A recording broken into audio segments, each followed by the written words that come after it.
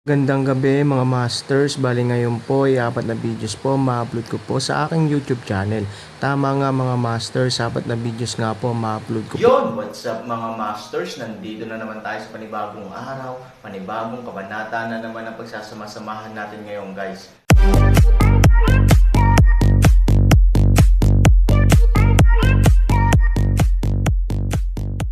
Bali mga masters, kung bago ka pa lang po sa aking YouTube channel, please click the subscribe button, lalong-lalo na po yung notification bell guys, para maging connected pa rin tayo sa isa't isa at maging updated kayo sa mga susunod ko pang video.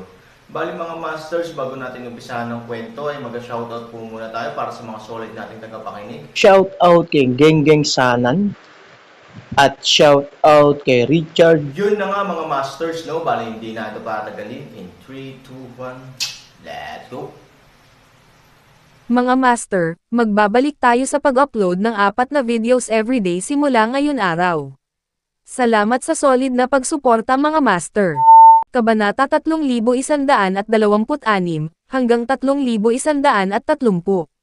Sa Yanjing ngayon, ang Aaron ay halos hindi kilala ng lahat, kaya nang marinig ng mga taong ito ang mga salita ni Aaron, halatang natigilan sila. Bilang mga apprentice sa martial arts school, natural na mas naiintindihan nila ang ibig sabihin ng Aaron. Bukod dito, sinabi rin ng may-ari ng kanilang martial arts school na ang Aaron ang mananalo sa titulo sa Wuji Summit ngayong taon, at mayroon din silang mataas na pagsusuri sa Aaron, na nagsasabing ang Aaron ang pinaka-talented na tao sa martial arts circle, nitong mga nakaraang taon. Isa o dalawa lamang sa mga may-ari ng paaralan ng martial arts ang nag-iisip, ngunit ngayon halos lahat sila ay nag-iisip, na humahantong sa pangalan ng Aaron na na-promote sa pinakamataas na posisyon. Hindi lamang maraming kababaihan sa labas ng paaralan ng martial arts tulad ng Aaron, kundi pati na rin ng maraming mga apprentice ng martial arts school na itinuturing ang Aaron bilang isang idolo, madalas nilang pinapantasya na mayroon silang lakas ng Aaron, kaya nakakaapekto sa martial arts at Taoism ng Yanjing. Halimbawa, sa mga taong ito, mayroong Aaron na tagahanga. Sa kasamaang palad, bilang mga apprentice, hindi sila kwalipikadong pumunta sa eksena para manood ng digmaan, kaya wala silang ideya kung ano ang hitsura ng Aaron. Lumitaw man siya sa harap nila, hindi siya nakikilala ng mga ito. Oh, boy, hindi mo sinasabi na ikaw ay Aaron, di ba? Ang nagsasalita ay tumingin kay Aaron ng sarkastikong. Bagamat ang taong ito ay katulad ng edad sa Aaron, sa kanyang mga mata, hindi niya akalain na ang lalaking ito ay Aaron. Paanong si Aaron, na napakatalino sa Wuji Summit, ay isang batang mukhang ordinaryo? Ayokong magkaroon ng gulo. Payo ko, huwag mo rin akong guguluhin. Kung hindi, kahit anong puwersa ang nasa likod mo, pagsisisihan kita. Malamig na sinabi ng Aaron na kung sa ibang pagkakataon, maaaring hindi sila pakialam ng Aaron. Ngunit pagkababa pa lamang ng sasakyan ni Wuzin, ang Aaron ay napakasama ng loob. Nasaksihan niya ang napakalaking pagbabago sa isang babae dahil sa pera, at may lakas ng loob na isipin na may utang sa kanya si Aaron. Sa kasong ito, natatakot ako na walang sino man ang magiging komportable. Nang makita ng tagapagsalita na napakawalang galang ni Aaron, nagalit siya. Diretso niyang tinulak si Aaron at sinabing, "Alam mo bang idol ko si Aaron? How dare you cheat in the name of my idol and say, what's your intention?" Nang marinig ang ganitong uri ng pagpuna, medyo nalungkot si Aaron. Hindi ka ba nakapunta sa Wuji Summit? Walang magawang tanong ni Aaron, hanggat may nanood ng laro, dapat may makakilala sa kanya. Sayang naman ang mga taong ito ay mga bagong miyembro pa lamang ng isang martial arts museum. Pabayaan na lang na dumalo sa Wuji Summit, wala man lang silang qualification na lumabas ng venue. Sa ilang lawak, ang dahilan kung bakit hindi sila makadalo sa Wuji Summit ay dahil hindi sila kwalipikado dahil sa kanilang pagkakakilanlan. Kung aaminin nila ito ay medyo nakakahiya. Kaya sa oras na ito, may isa pang tumalon at sinabing, "Syempre nakapunta na ako, pero sayang hindi ikaw ang nakita ko sa challenge arena. Anak, may gugupi sa'yo. Tingnan mo kung paano ka nagpapanggap bilang Aaron, at hindi ka natatakot na i-flash ang iyong dila. Sabihin, ginamit ninyong lahat ang pangalan ng aking idolo para gumawa ng isang bagay na hindi nakikita. Ngayon ay tuturuan ko kayo ng leksyon para sa aking idolo." Sumasakit ang ulo ni Aaron. Sa isang diwa, ayaw nilang dayin sila ng kanyang pangalan para sa kanilang ikabubuti. Pero hindi man lang nila siya kilala, kaya sinasabi nila na fan sila ng Aaron, which is kalokohan. Ang librarian mo naman, kilala ko siya. Mas mabuting harapin niya ang bagay na ito. Huwag mong saktan ang sarili mo dahil sa hindi kinakailangang hindi pagkakaunawaan. Aaron isang tiyangas, ang lahat ng naging walang magawa, kung paano sabihin ay din ang kanyang mga tagahanga, hindi rin maaaring talagang saktan ang mga ito. Kaya pa rin niya, hindi ko naiintindihan na hindi ito dahil sa pamilyang Yang. Maaari ba tayong sumalungat sa kahulugan ng Yuanhai? Hayaan mong sabihin ko kay Aaron na wala rin tayong magawa, kaya dapat maging okay tayo. Walang muwang nasabi ni Yang Wanlin. Galit na galit si Yang Bin kaya sinampal niya si Yang Wanlin sa tuktok ng kanyang ulo at sinabing, mula ngayon, dapat tumahimik ka para sa akin. Kailan mo gustong maunawaan ang bagay na ito at kailan ka makakalabas ng silid? Kung hindi mo ito maintindihan sa buong buhay mo, mamamatay ka sa sarili mong silid. Mukhang natigilan si Yang Wanlin, gusto niyang intindihin kung ano. Wala siyang ideya. Paano niya malalaman ito? Pagkatapos umalis sa pamilya Yang, Aaron maraming iniisip ang hitsura ni Yuanhai sa Apocalypse na mas. Maaga ang kwento ay ibinalik sa Apocalypse, natatakot ako na si Yilaw ay lalabas muli sa bundok, at maging siya si Ching Feng ay maaaring lumitaw, na tiyak na magdudulot sa kanya ng kaguluhan. Ngunit sa puntong ito, walang kakayahan ang Aaron na baguhin ang anuman. Maaari lamang niyang hintayin na dumating ang mga lumang bagay na ito at mag-isip tungkol sa mga hakbang na kontrahin. Boom! Isang dagandong ng mga makina ng sasakyan ang umugang sa Aaron. Ang pulang Ferrari ay partikular na sikat. Ang rate ng pag-ikot sa kalye ay ganap na 100%, at isang magandang babae na nakaupo sa kotse ang icing sa cake. Nang magmaneho si Ferrari sa Aaron sa hindi kalayuan, bigla itong huminto at nagsimulang mag-reverse, na ikinalungkot ng Aaron. Ang huling taong gusto niyang makilala, hindi niya inaasahan na magkikita kami sa mga ganitong pagkakataon. Bagamat hindi nakita ni Aaron kung sino ang may-ari ng sasakyan, sinadya niyang umatras sa harap niya. Bukod kay Wuzin, sino pa kaya ito? Oo naman, nang mahulog ang kotse sa gilid ng Aaron, bumukas ang bintana ng kasamang driver. Si Wuzin, isang sikat na brand, ay kumaway sa Aaron at sinabing, sumama ka sa boss. Nagkibit balikat si Han 3,000, sa mga mata ng hindi mabilang na mga dumadaan, sa Ferrari, mukhang maganda ang buhay mo ngayon. Sinabi ng Aaron na ang Wuzin ngayon ay nagbibigay sa mga tao ng napakalakas na pakiramdam na ito ay nakabalot sa material, salamat. Kung hindi dahil sa iyo, hindi ako magiging ganoon kay ama ng biglaan, sabi ni Wuzin na may kasamang ngumiti na pagkatapos niyang magkaroon ng kamanghamanghang kayamanan, ang buhay ni Wuzin ay nanginginig. Sarap na sarap siya sa pakiramdam na ito. Ang sikat na tatak na dating hindi maabot ay magagamit na ngayon. Siya ay nagpapakasasa. Hindi na niya kailangang isipin ang balanse ng card.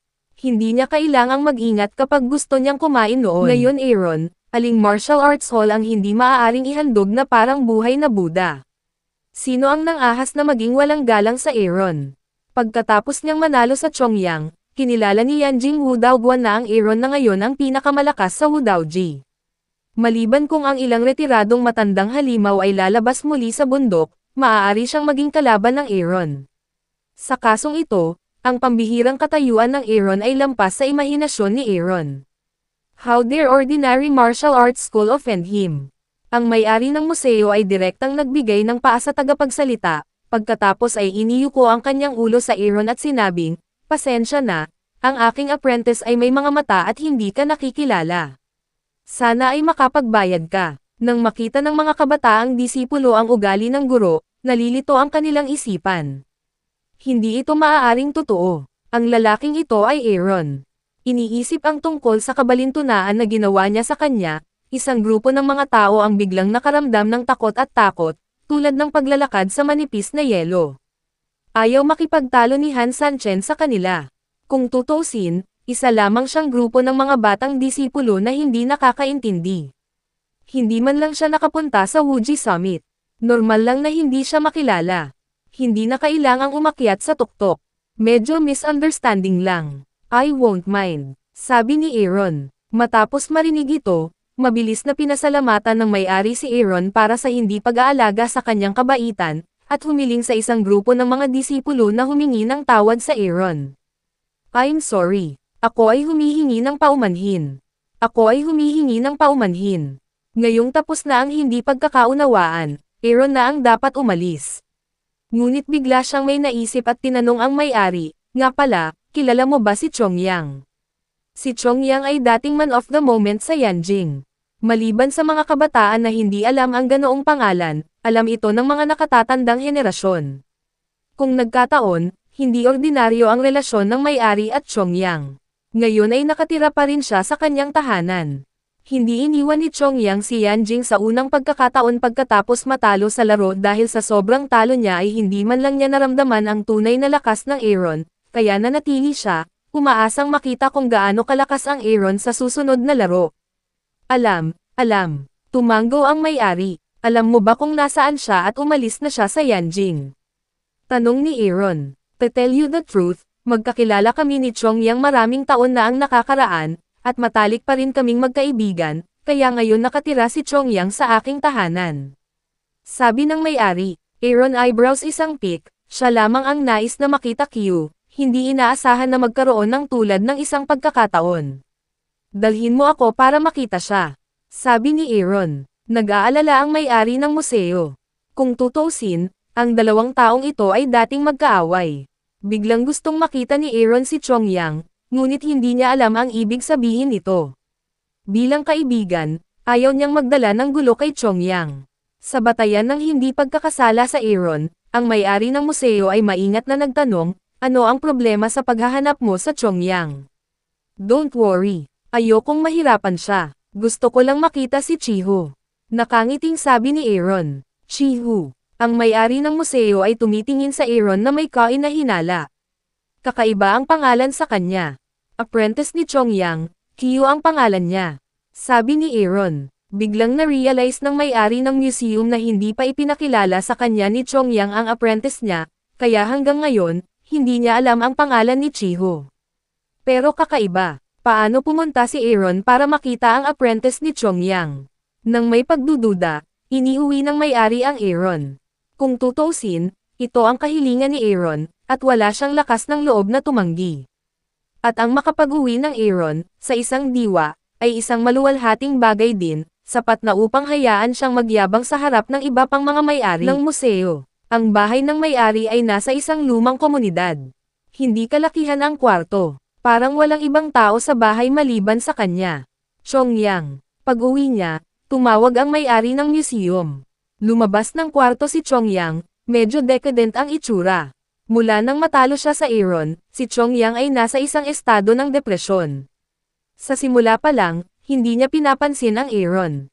Sa kanyang opinyon, hindi kwalipikado si Aaron na maging kalaban niya. Kung si Nangang Boleng ay hindi humingi ng ganoong kahilingan, paano siya makakalaban sa Aaron? Gayunpaman, ang resulta ng laro ay hindi inaasahan at hindi katanggap-tanggap. Dati siyang sikat sa martial arts circle ng Yanjing, ngunit sa challenge arena, natalo lang siya sa Aaron. Sa ngayon ay hindi pa naiintindihan ni Chongyang ang nangyari. Matanda, bumalik ka at sumigaw. Ilang araw pa lang akong nabubuhay. Hindi mo kailangang menas, sabi ni Chongyang. Tignan mo kung sino yon. Nakangiting sabi ng may-ari. Nang marinig ito, itinaas ng nalulungkot na si Chongyang ang kanyang ulo at binuksan ang kanyang mga mata. Nang makita niya ang Aaron, halatang gulat ang mga mata niya. Nagulat ka Chongyang. Anong ginagawa mo dito? Makikilala ko si Chiho. Nakangiting sabi ni Aaron, para sa kanya, si Chiho ay parang kapatid sa pangkalahatan, kaya banggitin ang dalawang salitang ito, Aaron hindi mapigilan ng mukha ang mapangiti. Ngunit para kay Chongyang, ang mga salita ni Aaron ay lubhang kakaiba. Simula nang dumating siya sa Yanjing, sinusundan na siya ni Chiho, ngunit hindi pa siya ipinakilala ni Chongyang sa sinuman. Kahit itong kaibigan ng may-ari ng museo ay hindi alam ang kanyang pangalan. Bakit alam ni Aaron ang, paano mo nalaman na Chiho ang pangalan niya? Maingat na tinitingnan ni Chongyang si Aaron. Si Chiho ay isang ulila na inampun niya. Ipinanganak siya sa kabundukan. Pagkatapos niyang ampunan, dinala siya sa mas primitive na mga bundok at ligaw na kagubatan. Kahit na ang Aaron ay may kakayahang lumaban sa langit, imposibleng imbestigahan ang impormasyon ni Chiho. Kailangan ko bang ipaliwanag sa iyo, sabi ni Aaron. Chongyang eyelid straight jump, Aaron ito malambot na salita na may ganap na lakas. Kung masyadong bastos ang ibang tao, ginawa na ni Chongyang. Sayang naman ang lalaking nakatayo sa tapat niya ay si Aaron. Wala man lang lakas ng loob si Chongyang na lumaban, dahil alam niyang kapag nagsimula na ang laban, baka mapatay na naman siya ng ano bang balak mo? Si Chiho ang aking apprentice. Kung may problema man siya, hanapin mo lang ako. Hindi naman kasi ako mahigpit sa disiplina. Kung gusto mo ako sisihin, ako lang ang masisisi mo, sabi ni Chongyang. Hindi inaasahan ni Aaron na pinoprotektahan pa rin ni Chongyang si Duzi. Noong unang beses niyang nakilala sa kabundukan, hindi naramdaman ni Aaron kung gaano kagaling si Chongyang kay Chiho. Don't worry. I'm hindi naghahanap ng gulo sa kanya, at hindi niya ako sinaktan. Gusto ko lang siyang yayain sa hapunan. Si Chongyang ay sumimangot ng mahigpit at inanyayahan sa hapunan ng Aaron. Ngayon ito ay dapat na isang napakaluwalhati na bagay para sa martial arts at Taoism circles sa Yanjing, ngunit hindi niya maintindihan kung bakit ginawa ito ng Aaron. Ayon sa dahilan, hindi ito magagawa. Yun na nga mga masters, no? Bali panibagong kabanata na naman yung natapos natin ngayong gabi. Muli, maraming salamat po talaga sa walang sawang suporta po sa aking YouTube channel na talagang inaabangan nyo po ang bawat upload ko po. Bali mga masters, magkita-kita ulit po tayo bukas ng gabi at ngayon po ay magpapaalam po muna tayo. Bali mga masters, bye-bye!